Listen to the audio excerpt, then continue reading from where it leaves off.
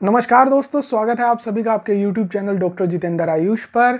आज हम जिस विषय पर चर्चा करने जा रहे हैं दोस्तों, वो है सोर थ्रोट या गले की खराश।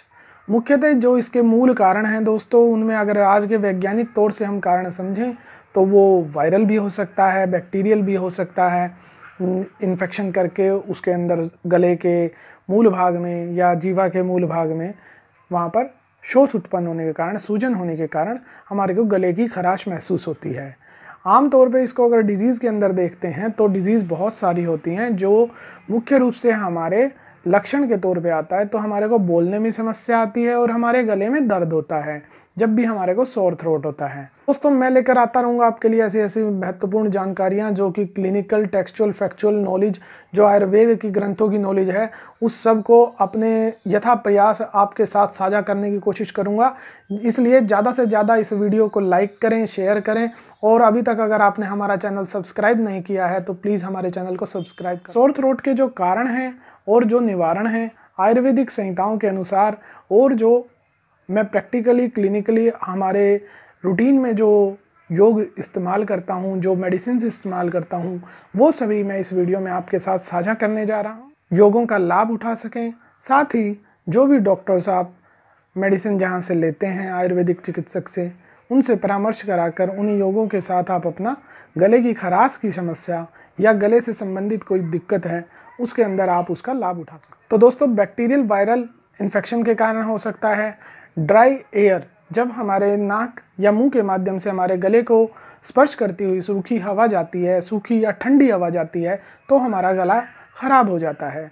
साथ ही कुछ ऐसे द्रव्य जो हमारे गले में इरिटेशन करते हैं, बहुत खट्टा, बहुत ठंडा या बासी भोजन या ज़्यादा मिर्च मसाले वाला भोजन, उसके ऊपर एकदम विपरीत आहार लेने से गले की खराश या गले के दर्द संबंधी विकार आपको एलर्जेंट से भी हो सकती है।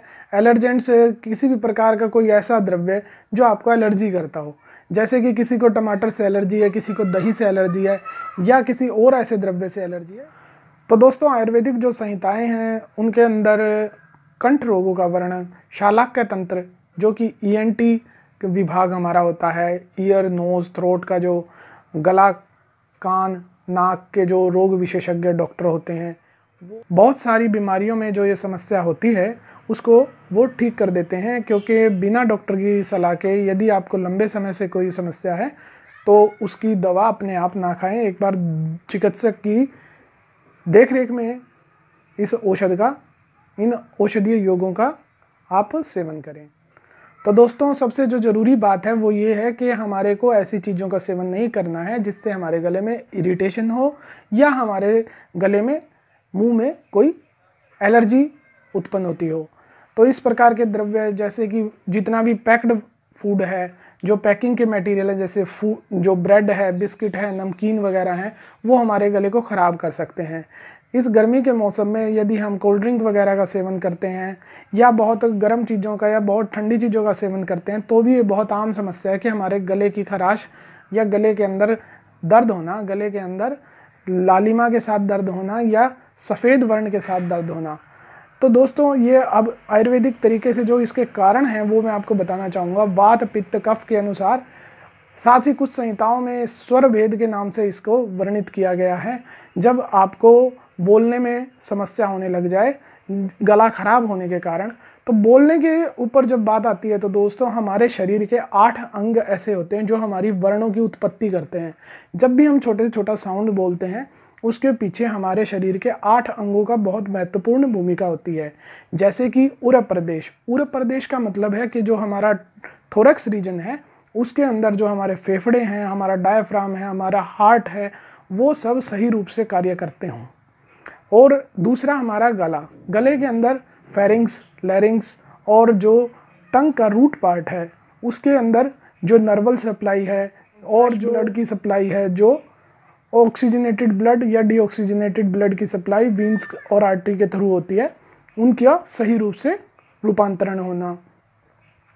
साथ ही दोस्तों, जो हमारे शरीर का गले के बाद जो भाग आता है वो जीवा का मूल भाग आता है। टंग का जो हमारा रूट एरिया है गले के अंदर जो हमारे जुड़ा होता है उससे, और फिर हम बात करेंगे हमारे दांत का जो स्ट्रक्चर है दोस्तों, दांत का हिस्सा है, जो डेंचर है हमारा दांतों का, वो भी हमारे शब्दों के उच्चारण में कारण बनता है।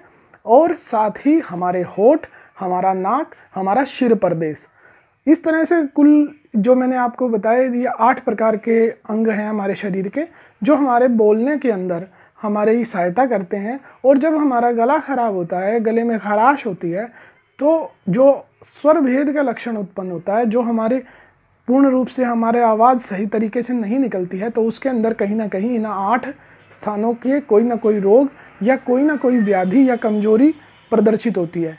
तो हमारे को यदि स्वर भेद का लक्षण आता है, होर्सनेस ऑफ वॉइस है, या वॉइस की कोई और समस्या है, तो हमारे को इन 8 भागों को देखना होता है कि कहाँ कहाँ समस्या का मूल कारण छुपा हुआ। तो दोस्तों, जब हमने मूल कारण देख लिया कि हमारा गले की खराश या हमारी आवाज़ की समस्या किस कारण से है, बैक्टीरियल है, वायरल है, इरिटेशन है, एलर्जी है, या फिर वात पित्त कफ जन्य है, क्षयज जन्य है, या रक्तज जन्य है, या मेदज जन्य है, तो उन कारणों को देखते हुए फिर हम उसकी चिकित्सा करते हैं।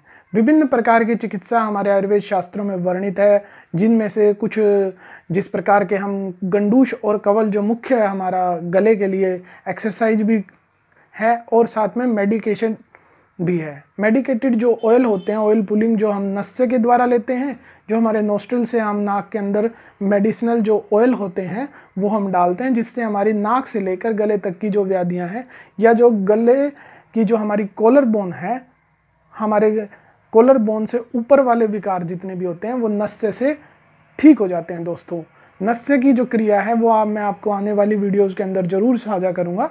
नस्य विभिन्न प्रकार का आयुर्वेद में वर्णित है, परंतु जो सामान्यतः हम 2-2 बूंद हमारे दोनों नासिकाओं के अंदर डालते हैं, वो हम सामान्यतः उसको प्रतिमर्श नस्य बोलते हैं। तो दोस्तों, दोनों नासिकाओं के अंदर जब हम नाक के माध्यम से दवा डालते हैं तो वो नाक से होती हुई गले में आती है। और आप कई बार महसूस भी करते होंगे, जब हम कोई आँख में दवा डालते हैं या कान में डालते हैं तो वो हमें गले में ही महसूस होता है। अगर हम एनाटॉमिकल इस चीज़ को समझें, हमारा जो अंदरूनी रूप से शरीर बना हुआ है वो अंदर से रास्ता एक हो जाता है दोस्तों। और यही कारण है कि हम जब आँख, नाक, कान के अंदर कोई दवा डालते हैं तो हमारे को गले में महसूस होता है। और गले की जब समस्या होती है तो हमारे को इन 8 भागों को देखना होता है, जिनमें से हमारे उच्चारण के समय अगर आवाज़ सही तरीके से नहीं आ रही है किसी को, या गले की समस्या हो रही है, तो भी हमारे को इन सभी अंगों को देखना होता है। अब मैं आपको वो योग बताने जा रहा हूँ जो मुख्य रूप से मैं प्रैक्टिस के दौरान यूज़ करता हूँ और मुझे बहुत ही इफ़ेक्टिव रिज़ल्ट मिलते हैं। तो सबसे पहले जो योग है दोस्तों, चूर्णों के अंदर जो मैं इस्तेमाल करता हूँ वो सितोपलादी चूर्ण है। सितोपलादी मुख का शोधन भी करता है। जो भी मुख या हमारे मुंह का जो अंदर का हिस्सा है, जीवा से लेकर होठों के अंदर का हिस्सा और हमारे तालू का हिस्सा, वो सब चीज़ों को सफाई का कार्य करता है। सितोपलादी बहुत कॉमनली यूज़ होता है खांसी जुकाम के अंदर। साथ ही मैं इसको यूज़ करता हूँ दोस्तों जब टॉन्सिलाइटिस हो जाता है, या किसी को एडिनॉइड्स हैं, या किसी को फेरेंजाइटिस है, लैरेंजाइटिस है, किसी प्रकार की समस्या हो, तो इसमें मेरे को बहुत अच्छे रिजल्ट मिलते हैं। साथ ही चूर्णों में जो मैं और दूसरा चूर्ण इस्तेमाल करता हूं दोस्तों, वो है त्रिफला चूर्ण। त्रिफला चूर्ण के मुझे बहुत अच्छे रिजल्ट मिलते हैं जब मैं गार्गलिंग कराता हूं। गार्गलिंग कराने के लिए मैं सिंपली यूज़ करता हूं त्रिफला, जो हमारा होम प्रिपेयर्ड है, या जो मेडिसिनल जो हमारे को सप्लाई मिलती है। वो चम्मच का चौथा हिस्सा मैं 1 गिलास पानी में डालता हूँ और आधा गिलास पानी उसको उबलवाता हूँ। आधा गिलास रहने पर उसको हम गार्गल के लिए देते हैं। गार्गल करने से पहले अगर आप नस्य ले लेते हैं, नाक में 2-2 बूंद किसी भी तेल के डाल लेते हैं जो मेडिसिनल आपकी रोग के अनुसार आपको ज़्यादा गुणकारी है, तो फिर आपको त्रिफला क्वाथ से आप जब आप गंडूश मीन्स आप मुंह में उस क्वाथ को थोड़ी देर के लिए रखेंगे या कवल करेंगे, कवल के अंदर आप गार्गलिंग जिसे कहते हैं दोस्तों, मुंह को ऊपर उठाकर हमें गर गर गर गर करके उसको थूकना होता है। जब हम गार्गलिंग करते हैं या गंडूश धारण करते हैं किसी भी अच्छे तेल से या त्रिफला क्वाथ से, तो हमारे को बहुत अच्छे रिजल्ट मिलते हैं दोस्तों। त्रिफला क्वाथ के अलावा आप गाय के दूध का भी इस्तेमाल कर सकते हैं यदि आपको वातिक स्वर भेद है या आपको ड्राइनेस ज़्यादा लगती है मुंह में, और गन्ने के जूस का भी इस्तेमाल करते हैं कई जगह, और हम जो इस्तेमाल करते हैं सेब के सिरके का इस्तेमाल करते हैं दोस्तों। और जो आयुष गाइडलाइन के तहत कोविड प्रिवेंशन के लिए भी हमने बहुत अच्छे रिजल्ट पाए, वो था हल्दी का पानी। जब हम गर्म पानी के अंदर, उबलते हुए पानी के अंदर थोड़ी सी 4 चुटकी हल्दी डालते हैं आधा गिलास पानी के अंदर, और चम्मच का चौथा हिस्सा मैं सेंधा नमक डलवाता हूँ।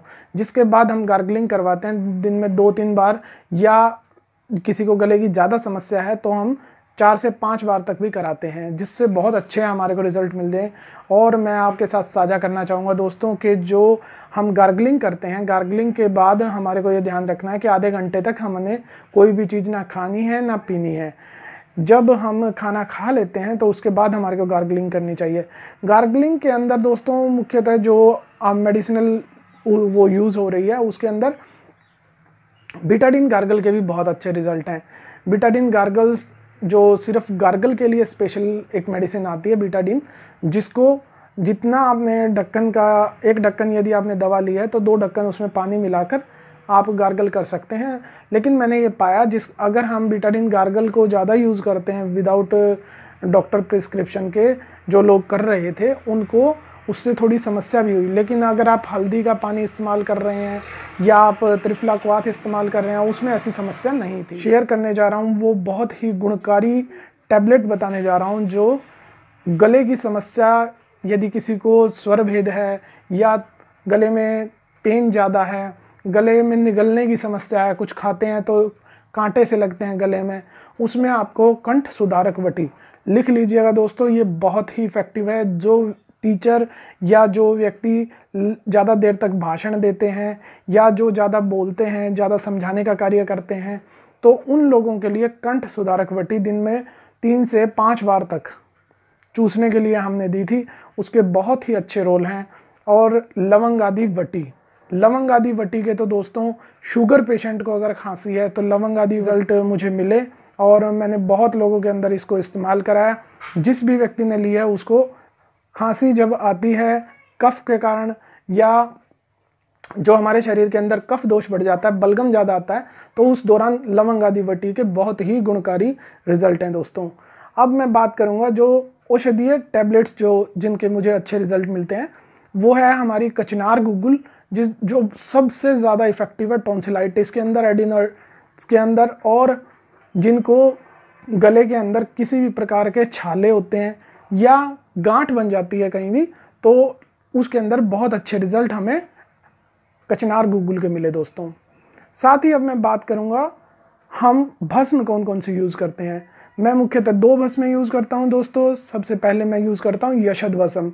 यशद भस्म दोस्तों जिंक का डेरिवेटिव है। जिंक की भस्म बनाई जाती है आयुर्वेदिक क्रियाकलापों के बाद, जो बहुत ही गुणकारी औषधि है। हमारे जिनको भी गले के संबंधी विकार हैं या जिनको दस्त लगते हैं, ये मुख्यतः कफ और पित्त दोषों पर एक्शन करती है। जो इन्फ्लामेशन है या कोई एक्युमुलेशन है उसको ठीक करती है हमारी यशद भस्म। यशद भस्म को मैं त्रिफला या सितोप्लादी चूर्ण के साथ देता हूँ, शहद के साथ देता हूँ, और इसके बहुत अच्छे लाभ मुझे मिलते हैं दोस्तों। अब मैं दूसरी जो भस्म है वो हाई ग्रेड फीवर जिनको होता है और साथ में टॉन्सिलाइटिस, एडिनोइड है, तो उसके अंदर हम स्वर्ण माक्षिक भस्म यूज़ करते हैं, और बहुत ही गुणकारी औषधि है दोस्तों, बहुत ही इफेक्टिव औषधि है ये स्वर्ण माक्षिक भस्म। उसकी जो भस्मों की डोजिंग है वो 65 मिलीग्राम से लेकर 125 मिलीग्राम या 250 मिलीग्राम तक मैं दिन में 1 बार के हिसाब से डोज बनाकर देता हूं, और ये बहुत ही गुणकार औषधि हमारी सिद्ध हुई है। तो दोस्तों वात पित्त कफ के अनुसार अगर हम अलग अलग दोषों के हिसाब से औषध का निर्धारण करते हैं, जैसे कि वातज है तो उसमें स्नेह के साथ हम यवक्षार इत्यादि जो चूर्ण सुश्रुत संहिता में बताए गए हैं वो इस्तेमाल करते हैं, तो उसका बहुत अच्छा रिजल्ट है। और पित्तज है, यदि दाह वगैरह, जलन वगैरह, बर्निंग सेंसेशन है गले के अंदर, तो उसके अंदर हम मुलेठी का यूज़ करते हैं। और यदि कफ बलगम बहुत ज़्यादा है जिसके कारण बोलने में समस्या आती है, तो उसमें हम त्रिकटु चूर्ण का सेवन करते हैं। त्रिकटु चूर्ण कौन सा है दोस्तों? पिपली, मरीच और सौंठ समभाग में जब हम इसको मिलाते हैं तो वो त्रिकटु चूर्ण बन जाता है, और उसका गोमूत्र के साथ या ऐसी औषधियाँ जो कफ का नाश करें और बलगम को कम करें, उन औषधियों के साथ हम इसका सेवन करा सकते हैं, और इसका बहुत अच्छा रिजल्ट मिलता है दोस्तों।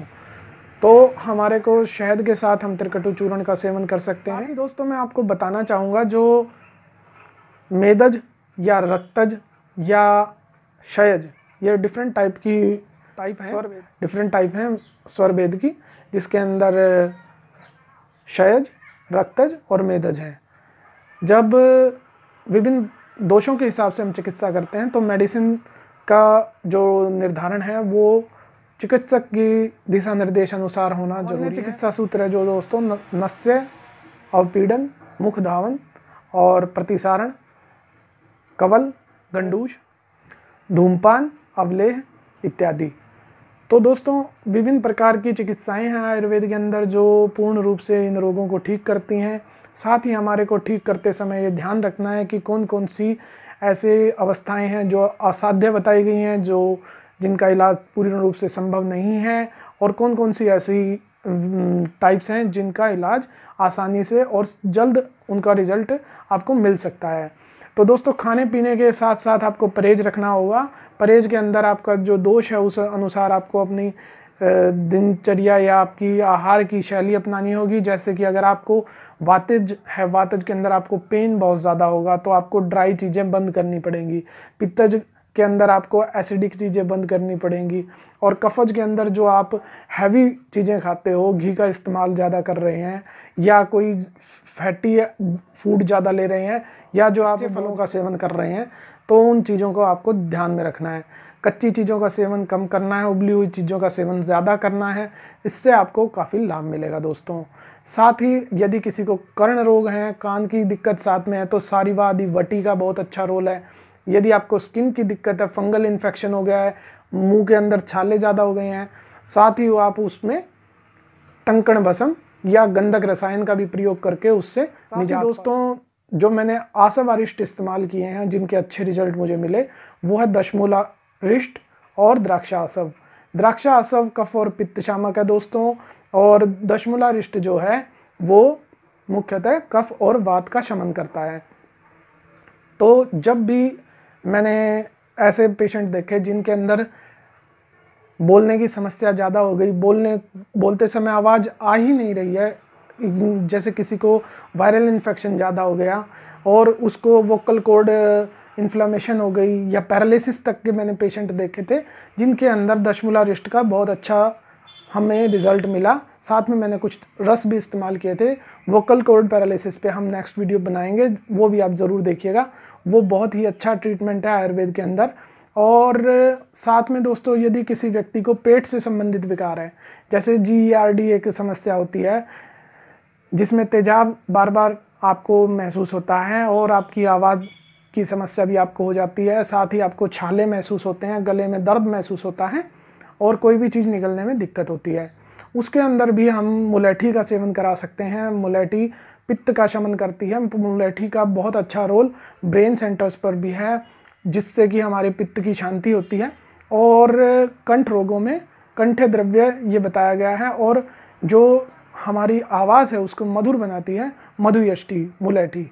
तो दोस्तों मुलैठी का सेवन भी बहुत अच्छा रहता है, जो मैंने पित्तज विकारों के अंदर देखा। जो भी द्रव्य हम इस्तेमाल कर रहे हैं उसके साथ यदि हम हनी को ऐड करते हैं, शहद को साथ में ऐड करते हैं, तो उसका और अच्छा लाभ मिलता है। कैल्शियम डेफिशिएंसी के अंदर मैं मुख्यतः इसके अंदर प्रवाल पिष्टी को अच्छा मानता हूँ, और प्रवाल पिष्टी के मुझे अच्छे रसों के अंदर मैं आपको बताना चाहूँगा कि जैसे कि त्रिलोक चिंतामणि रस, त्रिभुवन कीर्ति रस और एकांगवीर रस और हमारे जो मयूर पिच्छ भस्म होती है उसके भी मुझे बहुत अच्छे रोल मिले हैं जो कंठ संबंधी विकार होते हैं उनके अंदर।